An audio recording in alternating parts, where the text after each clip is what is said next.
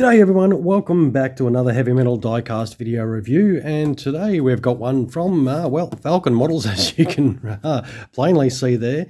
We've got ourselves a Grumman F9F-5 Panther from the United States Marine Corps VMF-224. Now, these were known as the Fighting Bengals. Now, the Bengals would only operate the Panther until 1956, when they would become the first Marine unit to actually field the new A4 Skyhawk. Now, look at that. That does look really nice.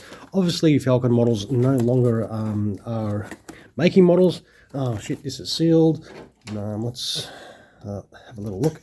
I did make this purchase on eBay. This is the only way you're gonna sort of find older models, is that way, of course, or marketplace or other second-hand places. Hobby shops sometimes sell second-hand models.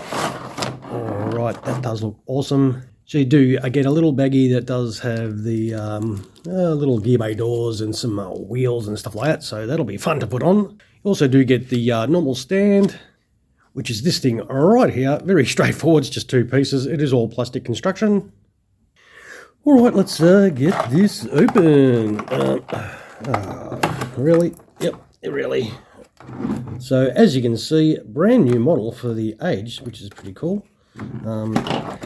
It is sometimes, it is sometimes your luck of the draw. You can find some of these older models brand new, which is always an awesome score. Whoa. Right, let's not smash this brand new old model. There is a fair chunk of weight to it though. Let us get it out. Oh, that does weigh a lot, actually. It does have a bit of heft to it. Alright, so what we'll do, actually it's just the 3 parts for the gear bay doors. Let's quickly chuck the in-flight option on. I reckon we'll probably try and do it with our freaking fingers. That's not in correctly, you've got to be a bit careful, but I do not want to waste your time by watching me fumble too much around with these. Oh dear. Let us try. Maybe if I put them on the right side, that might help. How about that? They are quite small and really a pain in the ass to try and push in. There we go. There is a little notch to one side, which is on there. So you've got to make sure there's a little notch there. So you should be able to easily identify where to put them. They went in nicely once I could get my fingers to work. Obviously, that is where your stand's going to go in. So might as well pull that off. Oh, jeez. All right. Sorry to put you through that boring shit, but, well, this is how it's set up for in-flight. Very straightforward. I say that funnily, don't I? Not so straightforward when you're doing it on camera, but look, it should be relatively easy. I just make shit look difficult at times. Now, obviously, all the ordnance is on there. Those couple of missiles look a little bit wonky, but you could probably crack them off and maybe re-straighten them, but the overall detail does look very nice. We'll zoom in so you can actually check some of those details.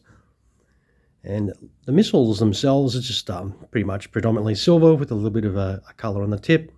The markings look nice enough. The details look nice enough too. They're engraved nicely. Big Marines on the wing there. And that looks pretty cool.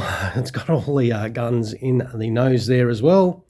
They look really nicely detailed. That does look great. So there is a little bit of engine detail, as you can sort of see there. But overall, a really cool looking model. By a manufacturer, of course, that is no longer with us. Well, it does seem at times that the manufacturers that make nice models seem to disappear. Now, I think that canopy does move. It does. Now, there is no pilot figures supplied, but for me it doesn't bother me. I don't really use pilot figures myself, but if you're a pilot figure person, that may disappoint you a little bit, but it's just the way it is. You can always add pilot figures to it if you wanted to. I'm sure there's aftermarket pilots, but overall I think this does look pretty cool. Does look very nice. We'll put it on the stand, I suppose. check it out on that stand. So there's your stand in the stand hole. Not very hard, is it?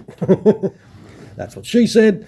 And that is your beautiful Panther set up on the stand. We'll zoom in a fraction and have a little look at that. So for you in-flight displayers, this is how you're going to set yours up. Looks really nice. Don't have a problem with it. Very happy I found it. All right, what we'll do though is we'll throw some landing gear on this and we'll come right back and check a gear down. Alrighty, here we have it set up for a gear down. I thought I'll do it off camera. I won't put you through the suffering. But when I did it off camera, it went together in seconds. It went together without any drama.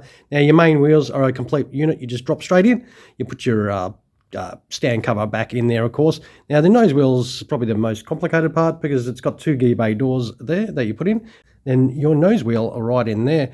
They are quite loose at times, so sometimes a little bit of help from Mr. Blue Tack will help in regards to that. But she sits, I guess, on that landing gear nicely. Let's have a little look. Yes, it does. We'll bring in the scales and see how much it does weigh. All right, let's see what our scales of Diecast truth will tell us. Now we do have 261 grams, which is, yeah, pretty solid. It's not too bad for a model of this size. Yep, definitely not a bad unit to say the least.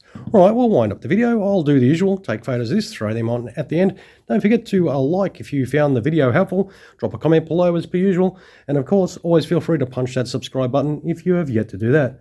All right, everyone, I'll wind up by thanking you, the viewer, of course, for dropping past to check out another one of our videos. I hope you enjoyed what hit your eyeballs today. Thanks again for dropping past. Happy hunting for your next model, of course. And you all have an awesome sauce rest of your day. Cheers, everyone.